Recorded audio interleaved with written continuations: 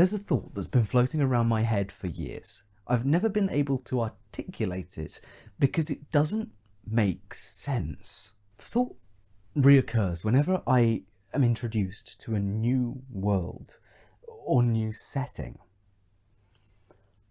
Why is now when it is? Why is the present moment of your world this particular present moment? Purely from an English language standpoint, I must be mad. And yet I know in my bones that there's some insight at the core of this.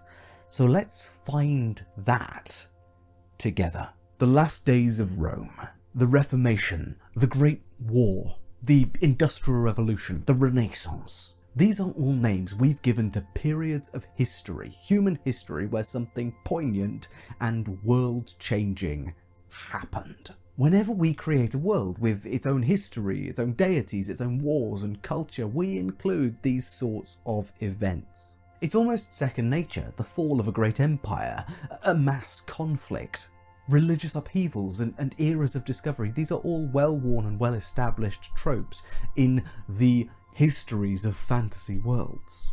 But of course such events are almost always named after the fact, summarised after the fact. And their importance in world history is never assured while they're still happening. Besides, history just doesn't work like that. Nobody in the world can tell you exactly when the Renaissance began. And fighting continued for long after Armistice Day, the armistice between Germany and the Allies in 1918. For goodness sake, the Easter Rising and the Russian Revolution both occurred within the contexts of the First World War, while it was ongoing, and the Irish Wars of Independence and the Russian Civil War continued for many years after, all the way into the 20s.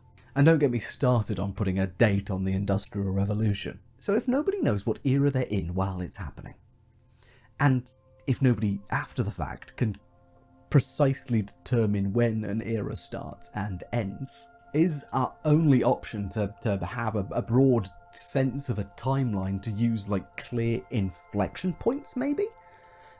To map out our world's history? Like the discovery of the Americas, the Council of Nicaea, the meteor strike that killed the dinosaurs. Yes, I know that the dinosaurs weren't immediately all wiped out by one collision. It's far more complicated than that, but for an illustrative example of like a big inflection point that happened in a discrete time period and had massive effects on culture thereafter. Like the Black Death, and how it really was a watershed moment in European history, even though there were some plagues before and plagues continuing after, and there's no clear sense of when the Black Death starts or really goes away. We could say there's no eras, there's just this big thing happened, and then we have the time after it. But this doesn't solve the fundamental problem that I have, which is with the situation of a world's present moment. Why is the story you're trying to tell happening at this precise moment in the history of your world? For writers and people who are producing things on their own, without collaborative storytelling, that this answer is actually genuinely fairly easy. You know that the story you're telling is going to be important because you have a sense of when it and how it ends. And you have certain things that you know need to be established as true already in the history of your world, because you're going to draw those threads through to the end of the text to make it a satisfying narrative. You need prophecies, anniversaries, or lifespans to be far enough in the past that everything in your world feels like it tells the story and pushes things forward from those ancient prophecies or whatever. 500 years on from X event, this is why you're setting it here. To some extent, you can also work backwards. If you want like a gas lamp style fantasy, your world needs to have had time to develop milling technologies, precise fabrication technologies, and also mass civil infrastructure. At a minimum, genre and technological development play a large role in determining when your world is at the moment you start your story. And looking at our own world's past of those developments is a really good way of getting a sense for roughly how far back you need to build your world's history, and how slowly or quickly social and technological change can really happen. So if your world exists purely to tell a story at a certain point in the world's development, then that's all you really need. Honestly, you can click off the video. All you need to know really is if your world serves to tell a specific story, then that story needs to be set in a context which makes sense for it technologically and timeline-wise, to make sure that no one's, living thousands of years that should have died a long time ago. It's fairly simple stuff. So click off the video now, and hopefully watch another one of mine. That would be a nice thing to do. Oh, and don't forget to check out the next episode of Worldbuilding Consultant, where we dive into a viewer-submitted world and do some extrapolative world building based on their initial principles. That's coming this Thursday at 3 PM PST, 6 PM EST, and 11 PM UK time. Make sure you do stop in live, because the VOD is only going to be available for YouTube members after the live stream concludes. So now that all the writers are gone, I need to talk with my people. Those people who may run sandbox campaign worlds. Those who world build for world building's sake. Those who design their worlds to feature multiple different types and styles of civilization across different branches of the civilizational development matrix. Pick a genre and that informs your time period roughly. Cute. My world can support many different periods or vibes. From tribal living to Western style expansion to a Magitech city. Pick a time when the story is just going to happen, maybe a significant event, an anniversary, or on the death of some person, which is an inciting incident. Well, how would I know when a story is going to happen? How would I know that a story is going to happen? It's not my job to make a story happen, it's my job to world build. Or use Earth as a broad timeline for technological development? But haven't I said myself that the very simple presence of magic in a world is going to skew things so significantly, so broadly and strangely, that the technological developmental timeline of Earth's civilizational development just doesn't fit anymore. We're going to have to make some adjustments depending almost entirely on the type of magic, the availability of magic, and the availability of people who understand how to integrate magic and technology and make magic a technology. For us mad few, the question why is now when it is in your world makes some sense, I hope, because it really ties in with another question that plagues people like us. When do I stop? Do I stop constructing a timeline at the point where my world's civilization has become a type 3 civilization on the Kardashev scale? Or when I arbitrarily decide that all this is just going to end? Part of this is the same problem that the Mayans faced when they were developing out their calendar and marking out years, leading all the way out to the faraway year of 2012. All of this madness has to end somewhere. The Mayan solution, and the common solution, even the solution that I believe that Ed Greenwood used when the Forgotten Realms boxed set was first published in 1987 to be used alongside Dungeons & Dragons First Edition, is to simply pick a date that is now. Just pick one. It doesn't really matter. Build stuff up until there and tackle what happens afterwards, later, or perhaps never in the case of the Mayans, or when someone needs you to write some more lore. Nothing particularly world-shattering happens in DR 1357, as opposed to in 1356, where equally nothing particularly interesting happens, and yet in 1358, the gods get kicked out of the heavens and are forced to wander the lands, changing everything about how magic, how society, how civilization works, which just so happened to be the groundwork for bringing in a new set of innovations, a new set of classes, a new set of rules mechanics for 2nd edition D&D. Another popular decision which coincides very often with the notion of, look, just pick a date. any date that is the present day, and that can be where we go off from and do adventures from, is to create some form of stasis. This often comes hand in hand. If you spend your time looking at fantasy worlds' timelines, like I do a lot, you'll notice something strange.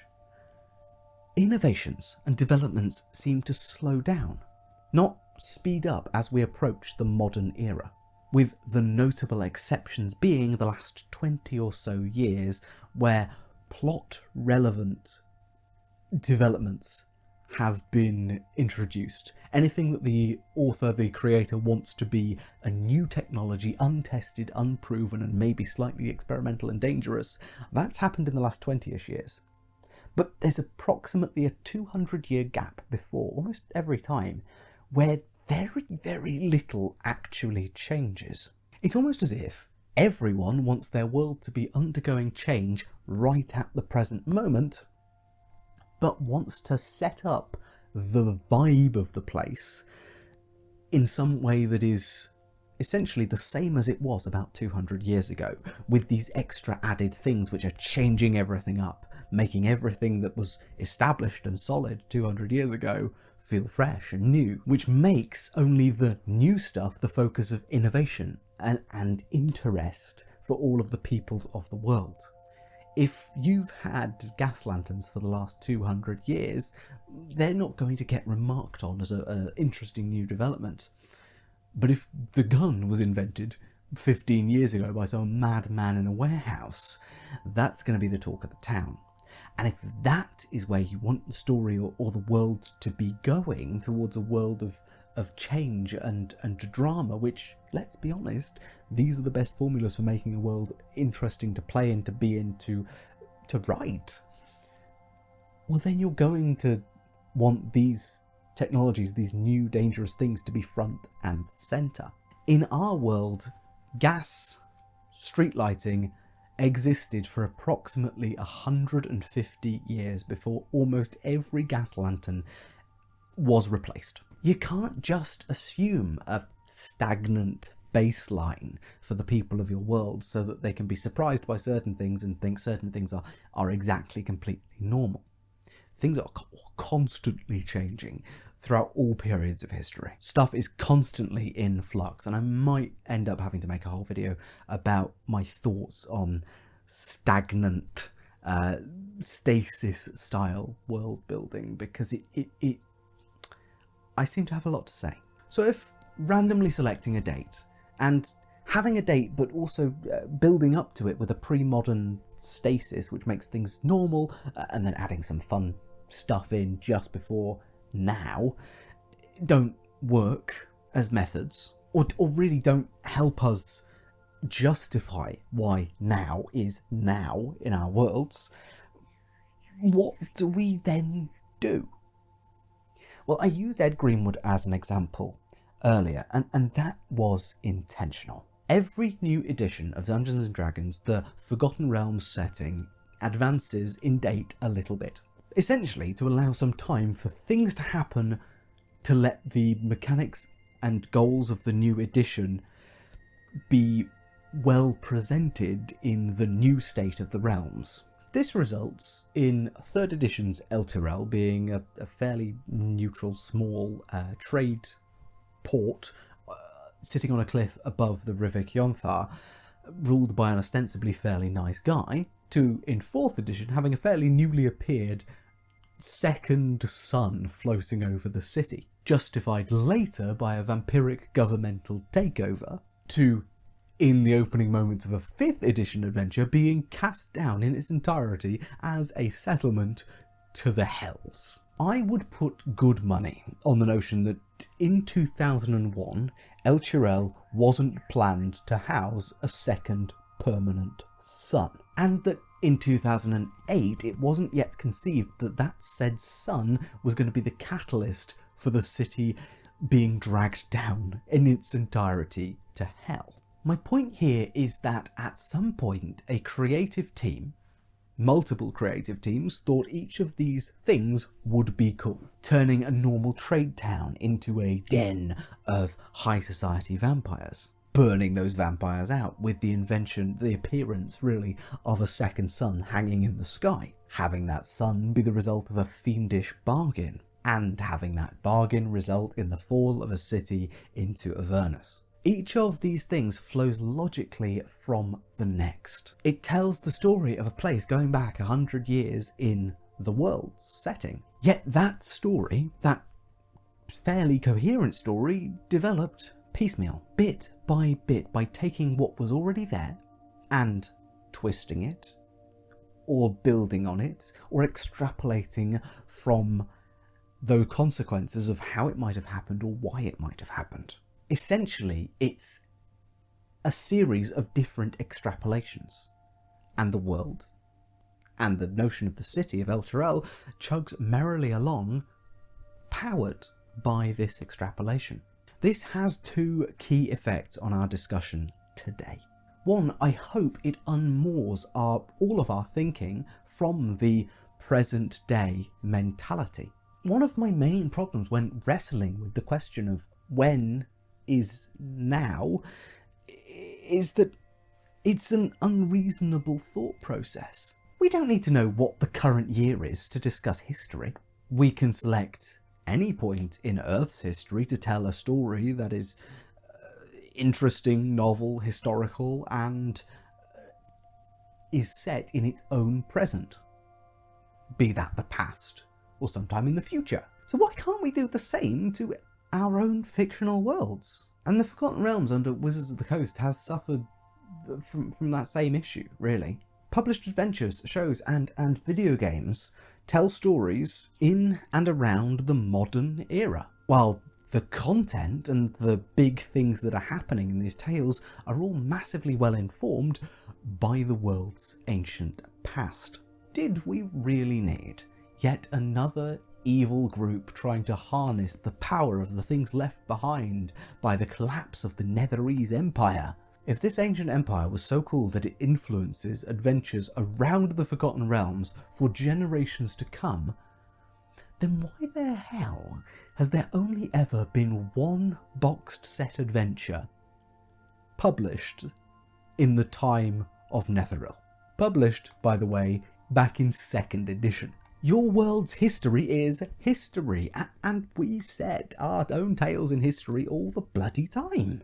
Escape the metaplot, and the meta-progression, and the meta-present of your own setting. Why does the present day of your world need to be at the very, very end of everything you've ever done, sitting right now, not right at the last thing you've written? I get it comes from the impulse to use everything you've ever written in your world's history to inform what comes next, but why does the present day have to be then and not 100 years before that? The rest becomes future. The previous amount? History.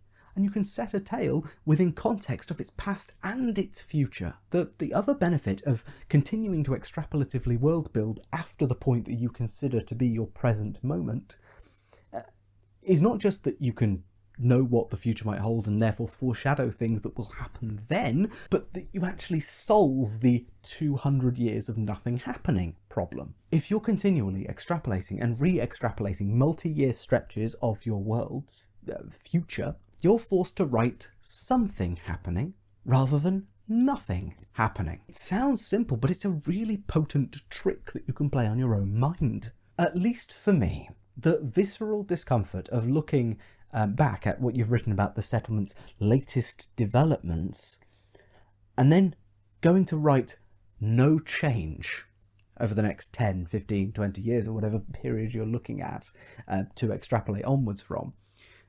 It's so viscerally unpleasant to do that I end up working more in the confines of what I've already got to extrapolate something interesting and make things actually change, settlement by settlement, technology by technology, bit by bit, that keeps the world living and moving and doing things far beyond that stretch that you might consider to be set up for when your story eventually comes. Because if you've done this extrapolative process 5, 6 times, you have maybe a 100, 200 year stretch where Stuff is happening constantly, and you can pick any point in that to be your present moment. You can even have the thing where you put the present moment at the end, and suddenly the last 100 years feels a lot richer and more relevant to the moment that you have picked.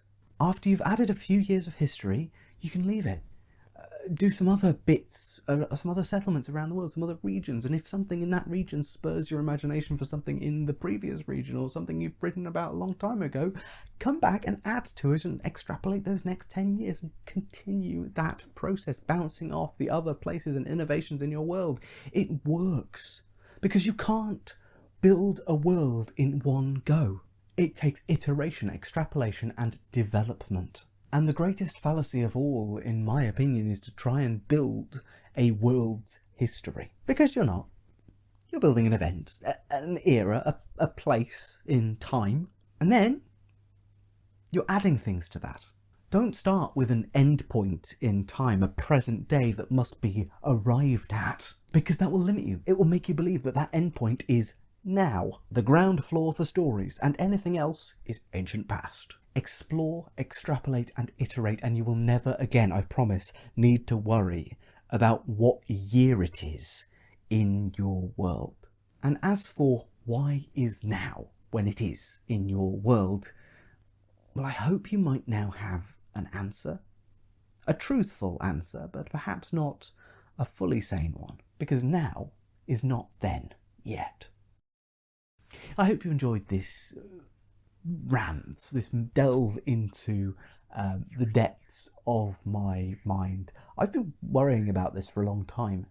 It doesn't seem like one of those sensible worries like losing your keys, but it bugs me. It bugs me that we don't fully understand the processes by which we choose to make our world present and therefore limit our world building capacity by some arbitrary decision that this is where the timeline ends and where I'm gifting it off to the players, to the sandbox. Use the future, use the past, and build on continuously, and use your timeline as a jumping off point for interesting stories, not just as all this is cool stuff's happened and now it's lying in the ground for people to find. It's limiting. But you've heard that already. I've just ranted about it. So, without further ado, do check out the live stream this Thursday. It should be a fun one. We're going for the full extrapolative approach from some very, very core principles on this particular one. And if you don't catch it, make sure to hop onto the YouTube memberships if you're really interested in that, and that will allow you full access to all episodes of Worldbuilding Consultant Live that I have so far produced and will in the future. But with all that said, I've been Tom, otherwise known as the Grungeon Master. Thank you so much for watching, and I will see you in the next video.